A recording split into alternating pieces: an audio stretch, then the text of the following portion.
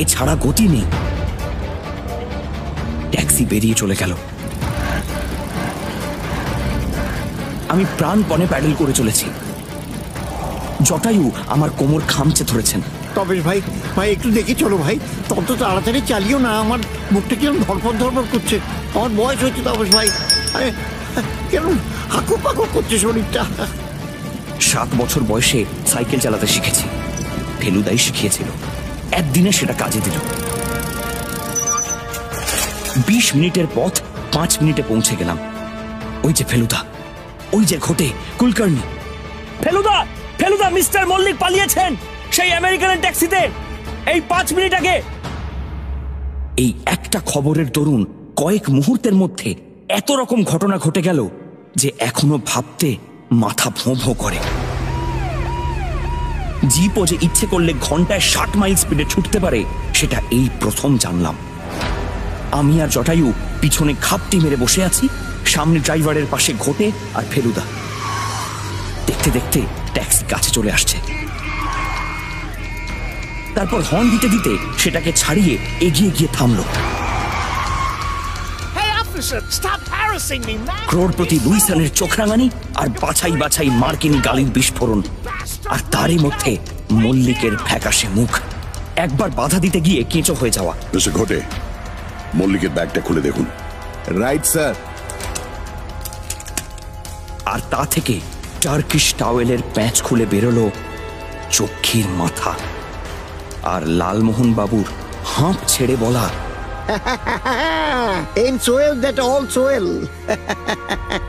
আর লুইসনের হাঁ হয়ে যাওয়া আর দুবার मिस्टर मलिक, आपको तस्करी के जुर्म में गिरफ्तार किया जाता है। আর সবশেষে লুইসন ট্যাক্সি করে औरंगाबाद, আর আমরা বামাল সমেত চোর গ্রেপ্তার করে খুলদাবাদ। মল্লিক অবশ্যই এখন ঘোটের জিম্মায়, খুলদাবাদ পুলিশ আউটপোস্টের বাসিন্দা। ভদ্রলোক এত হতভম্ব হয়ে গিয়েছিলেন যে কোনো কথাই বলতে পারেননি। ঘোটে আমাদের গেস্ট হাউসে নামিয়ে দিলেন, কারণ কুলকার্নি ওখানে উৎসুক হয়ে অপেক্ষা করছিলেন। মিশন সাকসেসফুল শুনে কুলকার্নি অবশ্যই দারুণ খুশি হলেন, কিন্তু ফেলুদা যেন তার উৎসাহে খানিকটা ঠান্ডা জল ঢেলেই বলল যে এখনো কাজ বাকি আছে। আর তাছাড়া আপনি বম্বের ওই নাম্বারটা নিয়ে কিন্তু ইনকোয়ারিটা করবেন, আর খবর পেলেই আমাকে জানাবেন। শেষের ইনস্ট্রাকশনটা ঠিক মানে বোঝা গেল না, তবে এটা নিয়ে মাথা ঘামানোর কোনো প্রয়োজন আছে বলেও মনে হলো না। কুলকার্নি সকলের জন্য কফি বলেছিলেন। সেটা খেতে খেতে হঠাৎ মনে পড়ল আমাদের ঘরে যে লোক ঢুকে জিনিসপত্র ঘাটাঘাটি করেছে আর রক্ষিতের ঘর থেকে রেনকোট চুরি গেছে, সেই খবরটাই ফেলুদাকে দেওয়া হয়নি। সেটা ওকে বলাতে ও কয়েক মুহূর্ত ভ্রুকুটি করে ভাবল। তারপর কুলকার্নিকে জিজ্ঞেস করলো, এই চৌকিদার লোকটি কেমন? ও Mohanlal, very good man sir. 17 বছর চৌকিদারি করছে, কোনোদিন কেউ কমপ্লেন করেনি। তো সে কোনো জিনিস নেয়নি বলছিস? আমি বেশ জোরের সঙ্গে মাথা নেড়ে না বললাম, আর সেই সঙ্গে এটাও বললাম যে রক্ষিত চৌকিদারের ছেলেকে সন্দেহ করছে। চলুন লালমোহন বাবু, আপনি বলছেন লোকটা আপনার খাটে বসে খাট গরম করে দিয়েছিল। আপনার বাক্সে কি আছে একবার দেখে আসি। আমরা চলি মিস্টার কুলকার্নি, এটা আপাতত আপনার জিম্মাতেই থাক। তোয়ালেতে মোড়া যক্ষীর মাথাটা ফেলুদা কুলকার্নিকে দিয়ে দিল। তিনি সেটা তার অফিসের সিন্ধুকে ঢুকিয়ে দিয়ে তাতে চাবি দিয়ে দিলেন। ফেলুদা বলে এলো সে অল্পক্ষণের মধ্যেই ফিরবে। বাংলোয় এসে আমাদের ঘরের দরজা বন্ধ করে ফেলুদা আমার আর লালমোহন বাবুর জিনিস খুব ভালো করে ঘেঁটে দেখল। জামা কাপড় ছাড়া লালমোহন বাবুর সুটকেসে যা ছিল তা হলো একটা হোমিওপ্যাথিক ওষুধের বাক্স, 2 খণ্ড অপরাধ বিজ্ঞান, তার নোটবুক, আর বেলুচিস্তানের বিষয়ে একটা ইংরেজি বই। নোটবুকটা ফেলুদা এতক্ষণ ধরে উল্টে পাল্টে দেখলো কেন সেটা বুঝতে পারলাম না। সব দেখা টেকা হয়ে গেলে ফেলুদা বলল, যা আন্দাজ করছি তা যদি ঠিক হয় তাহলে এসপার ওসপার যা হবার আজই হবে। আর তাই যদি হয় তাহলে মনে হচ্ছে তোদের একটা জরুরি ভূমিকা নিতে হবে। সব সময় মনে রাখবি যে আমি আছি পেছনে, ভয়ের কিচ্ছু নেই। মল্লিকের অ্যারেস্টের কথা কাউকে বলবি না। এখন ঘর থেকে বেরোবি না।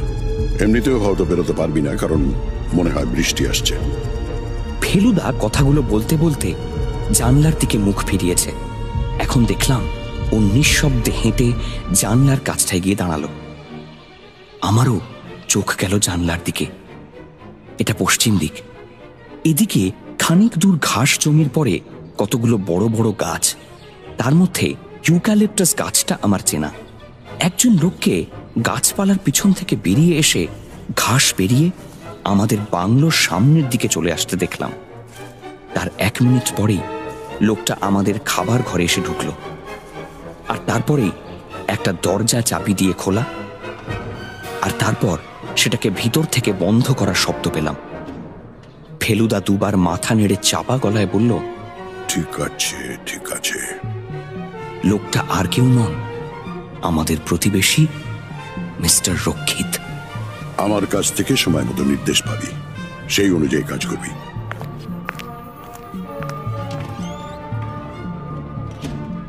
এই শেষ কথাটুকু বলে ফেলুদা ঘর থেকে বেরিয়ে চলে গেল। আমরা দুজনে ঘরে বসে রইলাম। বাইরে মেঘের গর্জন শোনা যাচ্ছে। বোধহয় কালো মেঘে সূর্যটা ঢেকে দিয়েছে বলে আলো কমে এসেছে। বসে থাকতে থাকতে হঠাৎ কেন জানি মনে হলো যে মিস্টার রক্ষিতের চেয়ে বেশি রহস্যময় লোক আর কেউ নেই, কারণ ওর সম্বন্ধে আমরা প্রায় কিছুই জানতে পারিনি। আর মল্লিক সম্বন্ধেও কি সব জেনে ফেলেছি? জানি না। হঠাৎ মনে হচ্ছে কিছুই জানি না। মনে হচ্ছে যে অন্ধকারে ছিলাম এখনো সেই অন্ধকারেই আছে। 12টার পর থেকেই তুমুল বৃষ্টি শুরু হলো, আর তার সঙ্গে মেঘের গর্জন। ফেলুদা বলে গেছে আজকেই ক্লাইম্যাক্স, আর তাতে আমাদের হয়তো একটা ভূমিকা নিতে হবে। আমার কাছে সবই অন্ধকার, লালমোহনবাবুর কাছেও তাই। কাজেই ভূমিকাটা যে কি হতে পারে সেটা ভেবে কোনো লাভ নেই। মল্লিক অ্যারেস্টেড, যক্ষীর মাথা সিন্ধুকে বন্দি। এর পরেও যে আর কি ঘটনা থাকতে পারে সেটা ভেবে বার করার সাধ্যই আমাদের নেই। একটার সময় চৌকিদার এসে বলল, খানা তৈয়ার হ্যায়। ফেলুদাকে ছাড়াই খেতে গেলাম। সে নিশ্চয়ই গেস্ট হাউসের বাবুর্চি রান্না খাচ্ছে। আমরা দুজনে টেবিলে বসার কয়েক মিনিটের মধ্যেই মিস্টার রক্ষিত এসে পড়লেন। সকালে তাকে গোমড়া মনে হচ্ছিল, এখন দেখছি বেশ স্বাভাবিক মেজাজ। বললেন, এমন দিনে চাই খিচুড়ি। বাংলাদেশের খিচুড়ি কি এরা করতে জানে? সঙ্গে ইলিশ মাছ ভাজা, ডিমের বড়া, বেগুনি। এ খাবার কোনো জুড়ি নেই, বুঝলেন? এলাহাবাদেও আমি বাংলাদেশের অভ্যেস ছাড়িনি। ভদ্রলোক যে খেতে ভালোবাসেন সেটা বেশ বোঝা যায়। লালমোহনবাবুও তাঁর চেহারার অনুপাতে ভালোই খান, তবে এখানকার চালে কাঁকড়টা তাঁর একেবারেই বরদাস্ত হচ্ছে না। দাঁতে পড়লেই এমন ভাব করছেন যেন মাথায় বাজ পড়ল। ডালটা শেষ করে যখন মাংসটা পাতে ঢেলেছি তখন একটা গাড়ির আওয়াজ পেলাম, আর তারপরেই খ্যানখ্যানে গলায় চৌকিদার বলে একটা হাঁক। চৌকিদার ব্যস্তভাবে একটা ছাতা নিয়ে বাইরে গেল। মিস্টার রক্ষিত হাতের রুটিতে মাংস পুড়ে মুখে দিয়ে বললেন, এই দুর্যোগের দিনে আবার টুরিস্ট? সাদা গোঁফ, সাদা ফ্রেঞ্চ কাট দাড়িওয়ালা, চশমা পরা একজন ভদ্রলোক বর্ষাতি খুলতে খুলতে ভিতরে এসে ঢুকলেন। পিছনে চৌকিদার, তার হাতে কুমিরের চামড়ার একটা আদ্যিকালের সুটকেস। তারপর আমাদের দিকে ফিরে বাংলায় বললেন, কাকে নাকি অ্যারেস্ট করেছে শুনলাম? ফেলুদার বারণ, তাই আমরা বোকার মতো চুপ করে রইলাম। রক্ষিত যেন একটু অবাক হয়ে বললেন, কাকে? কখন? ও সাম ভ্যান্ডাল গুহার ভেতর থেকে মূর্তির মুন্ডু ভেঙে নিচ্ছিল, ধরা পড়েছে।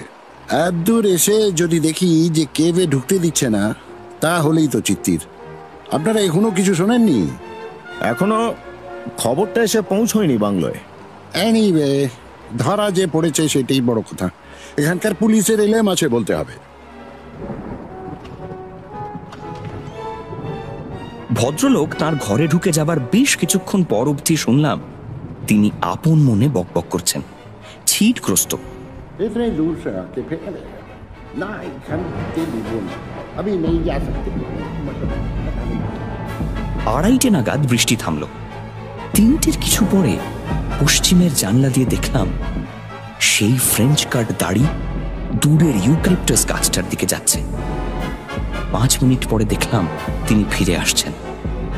প্রায় 4:30 সময় যখন চা নিয়ে এলো, তখন হঠাৎ খেয়াল করলাম যে দরজার সামনের মেঝেতে একটা ভাঁজ করা সাদা কাগজ পড়ে আছে।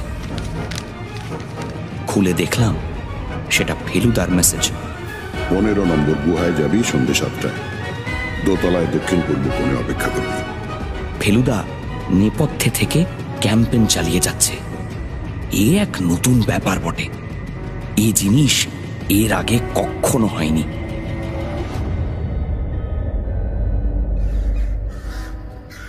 বৃষ্টি আর নামেনি। 6:30টায় যখন বাংলো থেকে বেরোচ্ছি, তখন ফ্রেঞ্চ কাট আর রক্ষিত দুজনেই যে যার ঘরে রয়েছে, কারণ দুটো ঘরেই বাতি জ্বলছে। রাস্তায় বেরিয়ে এসে লালমোহনবাবু বার আষ্টেক বিড়বিড় করে দুঃখা দুঃখা দুঃখা দুঃখা দুঃখা দুঃখা, ও দুঃখা দুঃখা দুঃখা দুঃখা দুঃখা দুঃখা দুঃখা দুঃখা দুঃখা দুঃখা দুঃখা বললেন। আমার নিজের মনের ভাব আমি লিখে বোঝাতে পারবো না, তাই চেষ্টাও করব না। হাত দুটো ঠান্ডা হয়ে গিয়েছিল, তাই পকেটের ভেতর গুঁজে দিলাম। 7:10 আমরা কৈলাসের কাছে পৌঁছলাম। পশ্চিমের আকাশে এখনো যথেষ্ট আলো রয়েছে, কারণ জুন মাসে এখানে 6:30টার পর সূর্যাস্ত হয়। যেদিকে পাহাড় আর গুহা সেদিকটা অন্ধকার হয়ে এসেছে, তবে আকাশে মেঘ নেই। আমরা কৈলাস থেকে ডান দিকে মোড় নিলাম। পরের গুহাটাই 15 নম্বর গুহা, দশাবতার গুহা। খাদের উপর থেকে এরই সামনে ফেলুদা নুড়ি পাথর ফেলেছিল। গুহার সামনে পাহারা নেই। আমরা দুজনেই গিয়ে গেলাম। প্রথমে একটা প্রকাণ্ড চাতাল, তার মাঝখানে একটা ছোট্ট মন্দির। আশেপাশে দেখার সময় নেই, তাই আমরা চাতাল পেরিয়ে বেশ কয়েক ধাপ সিঁড়ি উঠে গুহার মধ্যে ঢুকলাম। এটা নিচের তলা, আমাদের যেতে হবে দোতলায়। সঙ্গে টর্চ আছে, কিন্তু এখনো তার প্রয়োজন হচ্ছে না। উত্তর পশ্চিম কোণে দোতলায় ওঠার সিঁড়ি। আর কেউ গুহার মধ্যে আছে কিনা জানি না, তাই যতটা সম্ভব শব্দ না করে আমরা দোতলায় উঠতে লাগলাম। 1.5 তলায় উঠে একটা খোলা জায়গা, সেখানে দেয়ালের গায়ে দেবদেবীর মূর্তি রয়েছে। আরো খানিকটা উঠে গিয়ে আমরা 3 দিক বন্ধ একটা প্রকাণ্ড হল ঘরে পৌঁছলাম। সারি সারি কারুকার্য করা থাম হলের ছাদটাকে মাথায় নিয়ে দাঁড়িয়ে আছে। উত্তর আর দক্ষিণের দেওয়ালে আশ্চর্য সব পৌরাণিক দৃশ্য খোদাই করা। ফেলুদার নির্দেশ অনুযায়ী আমরা দক্ষিণ পূর্ব কোণের দিকে এগিয়ে চললাম। এদিকটা ক্রমে আলো থেকে দূরে সরে আসছে, তাই টর্চ চালাতে হলো। নিশ্চয়ই আর কেউ নেই, অন্তত শত্রুপক্ষের কেউ নেই, না হলে ফেলুদা আমাদের আসতে বলতো না। এই ভরসাতেই আমরা টর্চ জ্বেলেছি। ওই যে থামের ডান দিকের পিছনে দেখা যাচ্ছে অন্ধকার ঘুপচি কোণ। আমরা এগিয়ে গেলাম। নিচে সিঁড়ি ওঠার আগেই পা থেকে স্যান্ডেল খুলে নিয়েছিলাম। এখন দেখছি পাথর বেশ ঠান্ডা। জায়গায় পৌঁছে আবার স্যান্ডেল পরে নিলাম। 1300 বছর আগে পাহাড়ের গা কেটে তৈরি খোদাই করা পৌরাণিক দৃশ্যে ভরা গুহার ভেতর কি ঘটনা ঘটতে যাচ্ছে তার কোনো ধারণা এখন পর্যন্ত করে উঠতে পারিনি। কতক্ষণ অপেক্ষা করতে হবে জানি না।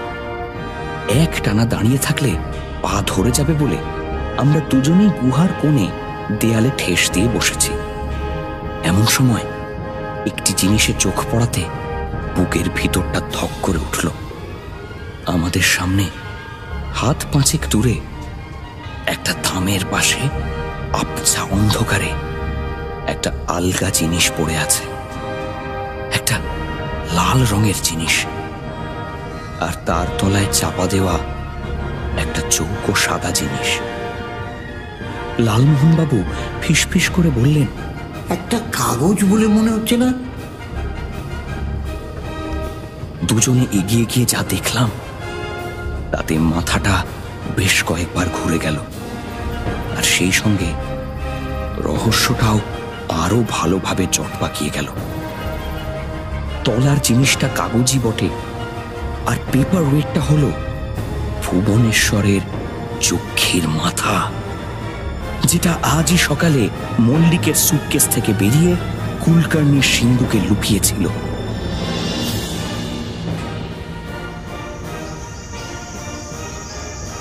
অন্ধকার বেশ বেড়েছে, তাই কাগজের লেখাটা পড়তে আবার টর্চ চালাতে হলো।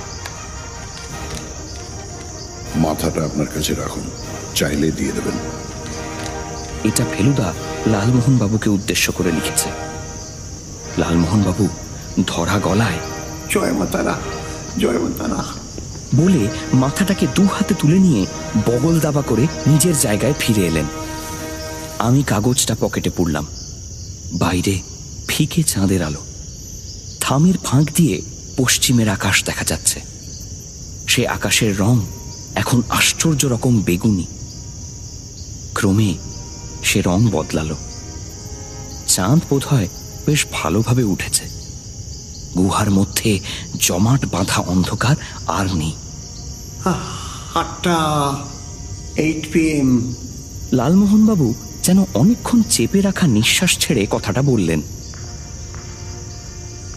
একটা অতি ক্ষীণ শব্দ, সিঁড়ি দিয়ে কে যেন উঠছে। ধীরে ধীরে অতি সাবধানে পা ফেলছে।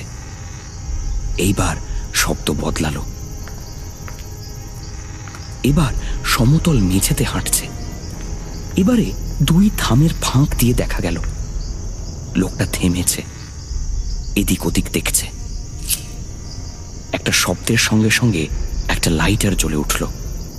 1 সেকেন্ডের আলো, কিন্তু তাতেই মুখ চেনা হয়ে গেছে। জয়ন্ত মল্লিক। আবার মাথা গন্ডগোল হয়ে গেল। এবার যদি মরা মানুষ শুভঙ্কর বোস এসে হাজির হন তাহলেও আশ্চর্য হব না। মল্লিক এগিয়ে এলেন, তবে আমাদের দিকে নয়। তিনি অন্য দিকের কোণে যাচ্ছেন, উত্তর পূর্ব কোণ। ওদিকে গাঢ় অন্ধকার। ভদ্রলোক সেই দিকে এগিয়ে গিয়ে অন্ধকারে হারিয়ে গেলেন। আমাদের গলা শুকিয়ে কাঠ হয়ে গেছে, আর আমার মন বলছে, ফেলুদা কোথায়, ফেলুদা কোথায়, ফেলুদা, ফেলুদা কোথায়? লালমোহনবাবু বাক্স রহস্যের ঘটনার পর বলেছিলেন ডিটেকটিভ উপন্যাস লেখা উনি ছেড়ে দেবেন, কারণ বাস্তব জীবনে বানানো গল্পের চেয়ে অনেক বেশি অবিশ্বাস্য আর রোমাঞ্চকর সব ঘটনা ঘটে। এই যক্ষীর মাথার ঘটনার পরে উনি কি বলবেন কে জানে। চাঁদের আলো বেড়েছে। দূরে একটা কুকুর ডাকলো, তারপর আরেকটা, তারপর থমথমে চুপ, তারপর আরেকটা শব্দ। আরেকজন সিঁড়ি দিয়ে উঠছে। এবার মেঝে দিয়ে হাঁটছে। এবার 2 থামের ফাঁক দিয়ে তাকে দেখা গেল। এখনো চেনা যাচ্ছে না। এবার সে লোকটা এগিয়ে এলো। এবার আমাদের দিকেই প্রায় নিঃশব্দে এগিয়ে আসছে, এক পা করে। হঠাৎ চোখের সামনে চোখ ধাঁধানো আলো। লোকটা টর্চ জ্বেলেছে। শুধু টর্চই দেখছি, লোকটাকে দেখছি না। টর্চটা আমাদের উপর ফেলা। সেটা এগিয়ে এলো, থামলো। তারপর একটা চেনা গলার স্বর, চাপা, কিন্তু কথাগুলো ভীষণ স্পষ্ট। বামন হয়ে চাঁদে হাত, হ্যাঁ বাচাদন। আবার হুমকি দিয়ে চিঠি লিখতে শেখা হয়েছে। দশাবতার গুহায় 8টার সময় আসিবেন, সঙ্গে 500 টাকা আনিবেন, তবে আপনার যাহা খোয়া দিয়াছে তাহা পাইবেন, নতুবা এসব কোত্থেকে শেখা হলো? ইতিহাসের অধ্যাপক, কথাগুলো কানে ঢুকছে না? এখনো কালা সেজে বসে আছো? এই ব্যাপারে তুমি জড়ালে কি করে? খাতায় আবার নোট করা রয়েছে দেখলাম, ফকার ফ্রেন্ডশিপ ক্র্যাশ, ভুবনেশ্বরের যক্ষী, কৈলাসের মন্দির, প্লেনের টাইম, আবার সঙ্গে একটা নাবালককে রেখেছো কেন? ও কি তোমার বডিগার্ড? হ্যাঁ, আমার ডান হাতে কি আছে দেখতে পাচ্ছ কি? মিস্টার রক্ষিত, এক হাতে পিস্তল, এক হাতে টর্চ। লালমোহন বাবু দুবার আমি আমি বলে থেমে গেলেন। রক্ষিতের চাপা হুমকিতে গুহার ভেতরটা কেঁপে উঠল। আমি ছাড়ো, আসল মাল কোথায়? এই তো আপনার জন্যে। লালমোহন বাবু যক্ষীর মাথাটা রক্ষিতের দিকে এগিয়ে দিলেন। ভদ্রলোক পিস্তলের হাত ঠিক রেখে টর্চের হাত দিয়ে মাথাটাকে বগল দাবা করে ঝাঁঝালো সুরে বললেন, এসব ব্যবসা সকলকে মানায় না, বুঝেছ? যেমন ছোট মুখে বড় কথা মানায় না, তেমন ছোট বুকে বড় স্বাদ মানায় না। মিস্টার রক্ষিতের কথা হঠাৎ থেমে গেল, কারণ একটা আশ্চর্য ঘটনা ঘটছে গুহার ভিতর। বাইরের দিক থেকে একটা ধোঁয়ার কুণ্ডলী গুহার ভিতর ঢুকে চারদিক ছেয়ে ফেলেছে, আর তার ফলে কালো কালো থামগুলো যেন তালগোল পাকিয়ে অদৃশ্য হয়ে আসছে। সেই ধোঁয়ার ভিতর থেকে হঠাৎ একটা গমগমে গলার স্বর শোনা গেল। মিস্টার রক্ষিত, আপনার দিকে একটি নয়, এক জোড়া পিস্তল সোজা তাক করা রয়েছে। আপনি নিজের পিস্তলটা নামিয়ে ফেলুন। কি ব্যাপার? এসবের অর্থ কি? অর্থ খুবই সহজ। আপনার অপরাধের শাস্তি দিতে এসেছি আমরা। অপরাধ একটা নয়, অনেকগুলো। প্রথম হলো ভারতের অমূল্য শিল্প সম্পদকে নির্মমভাবে ধ্বংস করা। দ্বিতীয়, এই শিল্প সম্পদকে অর্থের লোভে বিদেশিদের কাছে বিক্রি করা। আর তৃতীয়, শুভঙ্কর বোসকে নির্মমভাবে হত্যা করা। না, মিথ্যে মিথ্যে মিথ্যে! শুভঙ্কর বোস খাদের উপর থেকে পা হড়কে। মিথ্যে আমি বলছি না, বলছেন আপনি। যে শাবল দিয়ে আপনি তাকে মেরেছিলেন, সেই শাবল রক্তমাখা অবস্থায় খাদের থেকে 50 হাত দূরে একটা মনসার ঝোপের ভেতর পাওয়া গেছে। শুভঙ্কর বোস জ্যান্ত অবস্থায় খাদে পড়লে তিনি নিশ্চয়ই চিৎকার করতেন, অথচ কৈলাসের পাহারাদার কোনো চিৎকার শোনেনি। আর তাছাড়া আপনার একটা নীল শার্ট আপনি বাংলোর পূব দিকে গাছপালার মধ্যে লুকিয়ে রেখে এসেছিলেন, সেটা আমি গিয়ে উদ্ধার করি। এই শার্টের একটা অংশ একটু ছেঁড়া, মিলিয়ে দেখলে দেখা যাবে যে শুভঙ্কর বোসের। মিস্টার রক্ষিত হঠাৎ একটা লাফ দিয়ে ধোঁয়ার মধ্যে দিয়ে পালাবার চেষ্টা করতেই নিমেষের মধ্যে 3 জন চাঁদরের লোকের হাতে তিনি বন্দী হয়ে গেলেন।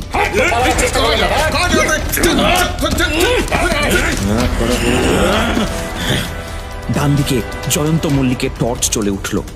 সেই আলোতে দেখলাম মেকআপ ছাড়া ফেলুদাকে, মিস্টার ঘোটেকে, আর আরেকটি লোক, যে মিস্টার ঘোটের হুকুমে রক্ষিতের হাতে হাত কড়া পরিয়ে দিল। चलिए, तस्करी और खून के जुर्म में आपको गिरफ्तार किया जाता है। चलिए।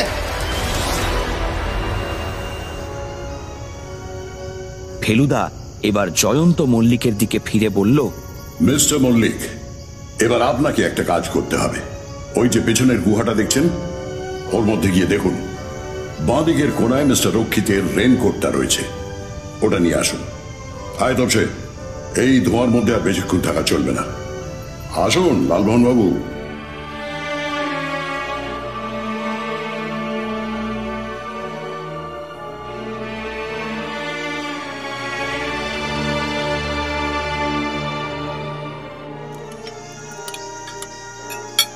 গেস্ট হাউসের ডাইনিং টেবিলে বসে ডিনার খেতে খেতে ফেলুদা আমাদের মনের ধোঁয়া দূর করছে। আমরা 3 জন ছাড়া রয়েছে মিস্টার মল্লিক, কুলকার্নি আর ঘোটে। হিন্দি আর ইংরেজি মিশে কথা হচ্ছে, আমি সেটা বাংলাতেই লিখছি। ফেলুদা বলল, প্রথমেই বলে রাখি, মিস্টার রক্ষিতের আসল নাম হলো চট্টরাজ। উনি একটি গ্যাং বা দলের সভ্য, যার ঘাঁটি হলো দিল্লি। এই দলের উদ্দেশ্য হলো ভারতের ভালো ভালো মন্দির থেকে মূর্তি বা মূর্তির মাথা ভেঙে নিয়ে বিদেশিদের কাছে বিক্রি করা। এই ধরনের দল হয়তো আরো আছে। আপাতত এই একটি দলকে শায়েস্তা করার রাস্তা আমরা পেয়েছি, কারণ চট্টরাজকে আমরা এই ঘাঁটির হদিশ এবং অন্যান্য সভ্যদের নাম বলতে বাধ্য করেছি। ভুবনেশ্বরের যক্ষীর মাথা চট্টরাজই চুরি করেন। চট্টরাজই সেটা কলকাতায় আনেন, চট্টরাজই সেটা সিলভারস্টাইনের কাছে বিক্রি করেন। আবার প্লেন ক্র্যাশ হবার পর চট্টরাজই সিদ্দিকপুরে গিয়ে পানু নামক ছেলেটির কাছ থেকে 10 টাকা দিয়ে সেটা উদ্ধার করে আনেন, এবং সেই মূর্তি সমেত চট্টরাজই লুইসনকে ধাওয়া করে এলোরায় আসেন। এখানে আসার কারণ হলো এক ঢিলে 2 পাখি মারা।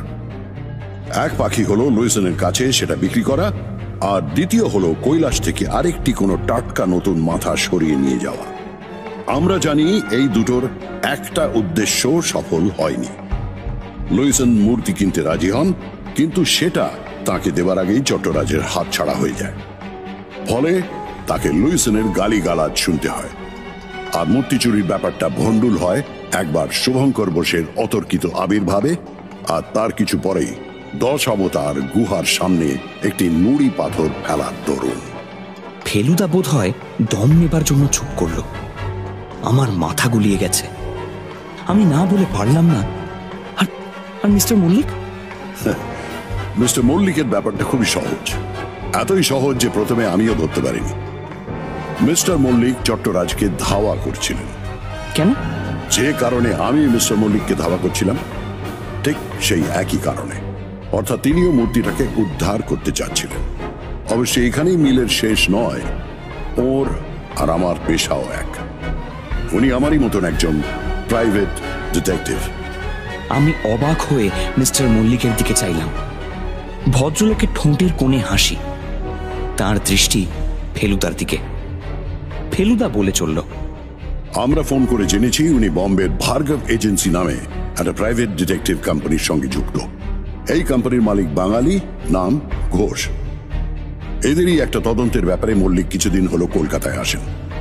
ওর এক বন্ধুর অবর্তমানে কুইন্স ম্যানশনে তার ফ্ল্যাটে থাকেন, তার গাড়ি ব্যবহার করেন। এই সব এজেন্সি সাধারণত মামুলি অপরাধের তদন্ত করে থাকে, কিন্তু মিস্টার মল্লিকের তাতে মন ভরছিল না। তিনি চাইছিলেন গোয়েন্দা হিসেবে খ্যাতি অর্জন করতে, তাই না মিস্টার মল্লিক? ঠিক কথা। আর সেই সুযোগটা এসে যায় খুব আশ্চর্যভাবে। তদন্তের ব্যাপারেই গত বৃহস্পতিবার গিয়েছিলাম নগরমলের দোকানে। সেখানে আমারই সামনে একটি মার্কিন ভদ্রলোক নগরমলকে একটা মূর্তির মাথা দেখালেন। আমার আর্ট সম্বন্ধে একটু আধটু জ্ঞান আছে, কিন্তু মাথাটা তখন আমার মনে কোনো দাগ কাটেনি। শুধু জেনেছিলাম যে সাহেবের নাম সিলভারস্টাইন আর উনি অত্যন্ত ধনী। পরদিন সকালে কাগজে ভুবনেশ্বরের মন্দিরের খবরটা পড়ি, আর তার আধ ঘন্টার মধ্যে রেডিওতে শুনি যে সিলভারস্টাইন সিদ্দিকপুরের কাছে প্লেন ক্র্যাশে মারা গেছে। তখনই মনে হয় মূর্তিটাকে উদ্ধার করতে পারলে আমার নাম হতে পারে। সে কথা তক্ষুনি বম্বেতে ফোন করে আমার বসকে জানিয়ে দিই। উনি তাতে রাজি হন, বলেন কি হয় আমাকে ফোন করে জানিও। আমি কাজে লেগে যাই। কিন্তু আমার ভাগ্য খারাপ। আমি সিদ্দিকপুরে পৌঁছানোর 5 মিনিট আগে আরেকটি ভদ্রলোক গিয়ে গ্রামের ছেলেদের কাছ থেকে মূর্তি আদায় করে নেন। ঘটনাটা ঘটে আমার চোখের সামনে, কিন্তু তখন আমার পক্ষে এ বিষয়ে কিছু করার উপায় ছিল না। আমি ঠিক করি ভদ্রলোককে ফলো করব, কিন্তু ভদ্রলোকের গাড়ির রংটা মনে আছে? অফকোর্স, নীল রঙের গাড়ি। সেটাকে ফলো করলাম, কিন্তু সেখানেও ব্যাড লাক। বারাসতের কাছাকাছি টায়ার পাংচার হয়ে গেল। ভদ্রলোক তখনকার মতো আমার হাত ছাড়া হয়ে গেল, কিন্তু ততক্ষণে আমার কোঁ চেপে গেছে। আমি জানি উনি আবার মূর্তিটা বেচবেন। চলে গেলাম গ্র্যান্ড হোটেলে। শেষ পর্যন্ত ভদ্রলোকের দেখা পেলাম। তাকে ধাওয়া করে রেলওয়ে অফিসে গিয়ে তার দেখা দেখি ঔরঙ্গাবাদের টিকিট কিনলাম। তার হাতের ব্যাগের ওজন দেখে মনে হচ্ছিল তিনি তখনও পর্যন্ত মূর্তিটা বিক্রি করতে পারেননি। টিকিট কিনে বম্বেতে আমার অফিসে খবরটা জানিয়ে দিলাম। জানি আপনি বলেছিলেন মেয়ে বাপের বাড়ি চলে এসেছে। বাপ যে আসলে চট্টরাজ আপনি নন, সেটা তখন বুঝতে পারিনি। যাই হোক, এখানে এসে প্রথম থেকেই আমি মূর্তিটা হাত করার সুযোগ খুঁজি। আমি জানতাম যে চোরাই মাল উদ্ধার করার সঙ্গে সঙ্গে যদি চোরকেও ধরে দিতে পারি, তাহলে আরো বেশি নাম হবে, কিন্তু সেটা সাহসে কুলোলো না। যাই হোক, কাল রাত্রে কৈলাসের কাছে গিয়ে লুকিয়েছিলাম। যখন দেখলাম একে একে বাংলোর সবাই ঘুরতে বেরিয়েছে, তখন বাংলোয় গিয়ে জমাদারের দরজা দিয়ে চট্টরাজের ঘরে ঢুকে মাথাটা নিয়ে আসি। আপনার পেছনেও যে একজন গোয়েন্দা লেগেছে সেটা বুঝতে পেরেছিলেন কি? মোটেই না, আর সেজন্যই তো হঠাৎ ধরা পড়ে এত বোকা হয়ে গিয়েছিলাম। মিস্টার ঘোটে হো হো করে হেসে উঠলেন। ফেলুদা বলল, যখন দেখলাম আপনি এতখানি পথ লুইসেনের সঙ্গে গিয়েও তাকে মূর্তিটা গছাননি, তখনই প্রথম বুঝতে পারলাম যে আপনি নির্দোষ। তার আগে পর্যন্ত আপনি গোয়েন্দা জেনেও আপনার উপর থেকে আমার সবটুকু সন্দেহ যায়নি। কিন্তু আপনি তো চট্টরাজকে সন্দেহ করেছিলেন, তাই না? হ্যাঁ, কিন্তু প্রথমে সেটা ছিল শুধু একটা খটকা। যখন দেখলাম একটা পুরনো সুটকেসে নতুন করে নাম লেখা হয়েছে আর.এন. রক্ষে, তখনই সন্দেহ হলো নামটা ঠিক তো। তারপর কাল রাত্রে উনি রেনকোট পরে বেরিয়েছিলেন সে কথা লালমোহন বাবুর কাছে শুনি। 15 নম্বর গুহাতে একজন লোক ঢুকেছে সন্দেহ করে ওপর থেকে গুহার সামনে একটা নুড়ি পাথর ফেলে, ফলে অন্ধকারে লোকটা পালায়। ভেতরে গিয়ে খোঁজাখুঁজি করতে পেছন দিকের একটা ছোট গুহায় দেখি রেনকোট, আর তার বিরাট স্পেশাল পকেটে হাতুড়ি, ছেনি আর নাইলনের দড়ি। আমি ওগুলো সেইখানেই রেখে আসি। বুঝতে পারি চট্টরাজ হলেন মূর্তিচোর। সেই রাত্রেই দেখলাম চট্টরাজ তার ঘরে পাগলের মতো কি জানি খুঁজছেন। পরদিন সকালে শুনলাম আপনি বম্বেতে টেলিফোন করেছেন, মেয়ে ভালো আছে। বুঝলাম মূর্তি এখন আপনার কাছে। অথচ মুশকিল এই যে মূর্তিটা হাতছাড়া হলে আসল চোরকে শায়েস্তা করা যাবে না, তাই আপনাকে অ্যারেস্ট করতে হলো। এদিকে শুভঙ্কর বোসের অপঘাত মৃত্যু হয়েছে। তার ডেড বডি দেখতে গিয়ে হাতের মুঠোর থেকে একটা নীল রঙের কাপড়ের টুকরো পাওয়া গেল। আপনি রাত্রে নীল শার্ট পরেছিলেন, কিন্তু এদিকে আমার সন্দেহ চট্টরাজের উপর পড়েছে। আসলে আমারও আগে চট্টরাজ পৌঁছেছিলেন ডেড বডির কাছে। উনি নাড়ি দেখার ভান করে নিজের একটা নীল শার্ট থেকে ছেঁড়া টুকরো শুভঙ্করের হাতে গুঁজে দেন, কারণ শুভঙ্করের মৃত্যুর জন্য অন্য কাউকে দায়ী করার প্রয়োজন ছিল। উনি নিজের শার্টটি অবশ্যই পরে বাংলোর পশ্চিম দিকে গাছপালায় ভর্তি একটা নিরিবিলি জায়গায় লুকিয়ে রাখেন, আর আমি গিয়ে সেটা উদ্ধার করি। কিন্তু এত করেও যে সমস্যাটা বাকি রইল সেটা হলো চট্টরাজকে কি করে ধরা যায়। একটা পথ পেলাম যখন শুনলাম যে কে জানি লালমোহন বাবুর ঘরে ঢুকে বাক্স ঘাটাঘাটি করেছে। এই ব্যক্তি নিঃসন্দেহে চট্টরাজ, কারণ তারই একটি মূল্যবান জিনিস খোয়া গেছে। লালমোহন বাবুর বাক্সে লালমোহন বাবুর নোট বই ছিল, আর তাতে যক্ষীর মাথা, প্লেন ক্র্যাশ ইত্যাদির উল্লেখ ছিল। এই খাতা চট্টরাজ না পড়ে পারেন না, এই আন্দাজে আমি লালমোহন বাবুর হাতের লেখা নকল করে চট্টরাজকে যে চিঠিটা লিখলাম সেটার কথা আপনারা জানেন। তার আগেই আমি চট্টরাজকে নিশ্চিন্ত করার জন্য জানিয়ে দিলাম যে মূর্তি চোর ধরা পড়েছে। সেই ফ্রেঞ্চ কাটদারি! আমি আর লালমোহন বাবু একসঙ্গে চেঁচিয়ে উঠলাম। সেটা আমার 2 নম্বর ছদ্মবেশ। তোদের কাছাকাছি থাকার দরকার হয়ে পড়েছিল, কারণ লোকটা ডেঞ্জারাস। যাই হোক, চিঠির টোপ উনি বেমালুম গিলে ফেললেন, এবং তার ফলে যে কি হলো সেটা আপনারা সকলেই জানেন। এবার এইটুকুই বলতে বাকি যে এই যে গ্যাংটা ধরা হলো এর কৃতিত্বের অংশীদার ভার্গব এজেন্সির মিস্টার মল্লিক যাতে উপযুক্ত স্বীকৃতি পান সেটা আমি নিশ্চয়ই দেখব, আর মিস্টার ঘোটের যাতে পদোন্নতি হয় সেটাও একান্তভাবে কামনা করব। মিস্টার কুলকার্নির ভূমিকাও যে সামান্য নয় সেটা বলাই বাহুল্য। আর সাহসের জন্য যদি মেডেল দিতে হয় তাহলে সেটা অবশ্যই পাবেন শ্রীমান তপেশ ও শ্রীযুক্ত লালমোহন গাঙ্গুলি। সকলের হাততালি শেষ হলে জটায়ু একটা কিন্তু কিন্তু ভাব করে বললেন, আচ্ছা, মানে আমার বোমাটা আর কোনো কাজে লাগলো না, না? ফেলুদা চোখ গোল গোল করে বলল, সে কি মশাই, এত যে ধোঁয়া হলো সেটা এলো কোত্থেকে? ওটা তো আর এমনি এমনি বোমা নয়, একেবারে 356 মেটাগন খাস মিলিটারি স্মোক বম।